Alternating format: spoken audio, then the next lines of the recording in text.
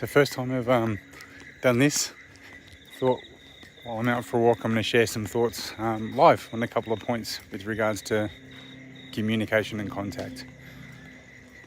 I thought I'll keep it relatively brief, but one of the things that I wanted to share is the importance, and I'm going to use some words here that I got from Robin Dreek from an earlier conversation, of about being completely other person centric during your engagements, during your interactions, just having that complete non-judgmental empathy and being truly other people centric. To give you a bit of an example for that, I suppose in one of the lessons from discussions I had today, because I think that if we can share things while they're live, they're going to be, top of mind, and going to be of even more benefit. When we look sometimes for, or going into a conversation with a preset agenda or some preset things that we want to achieve out of the conversation, or even a preset position on what we think, how somebody's going to think and how somebody's going to act, we can lose so much. And it's really important to make sure that we go in there with a completely empty and free mind with any of these interactions. And then during that time, then if you're completely present in the interaction, you'll pick up some things like I did today. During one of the meetings that I'd had today, I was having a discussion with somebody just about some certain items to do with with the business. And during that time in the interaction, I noticed that when we got to a certain topic, this person's demeanour had changed. I noticed that, great lighting for this walk, I look better in the dark anyway.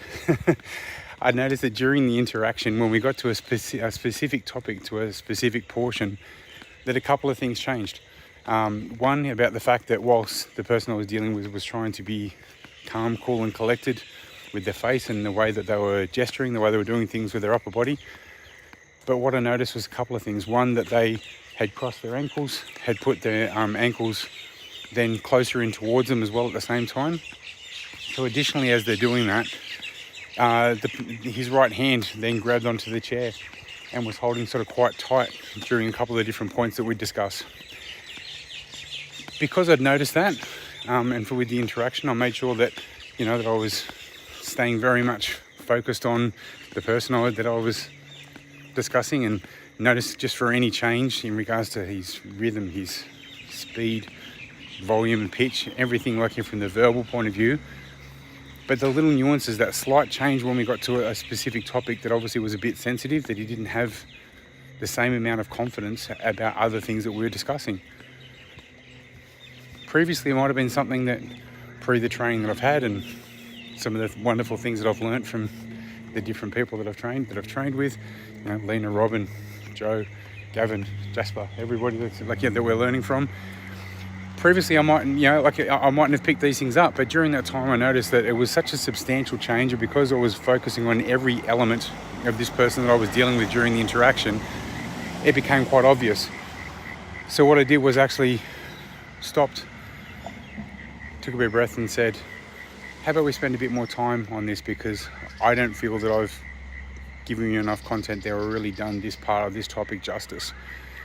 So once I did that, because I wasn't focusing on an agenda or looking at my watch for what time it was that I needed to get out of the conversation, I was very focused on dealing just with that person and making sure that the communication was positive and that they got everything that they wanted to get out of the conversation as well.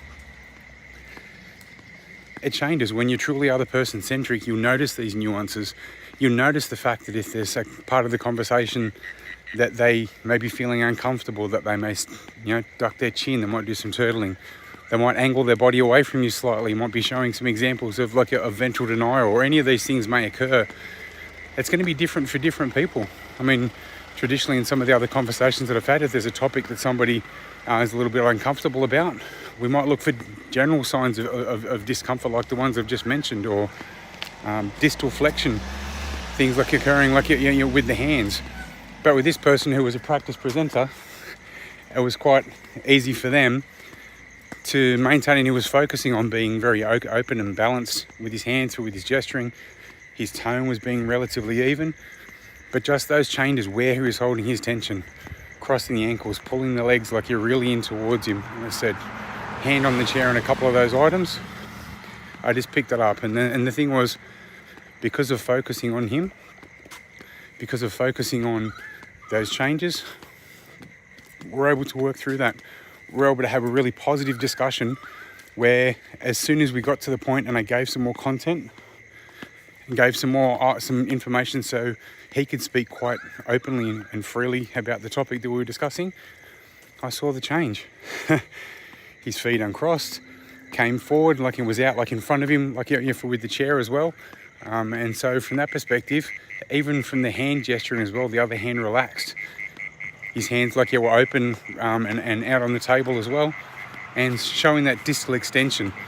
That coupled with going back to a nice smooth tone from the communication. So like I said, I want to keep these short and sharp. It's not something I'm used to doing, something just live and out and about as I'm going for a bit of a wander. But I thought maybe these will be of benefit if I share a couple of things as they happen to me or as I experience them. So have a wonderful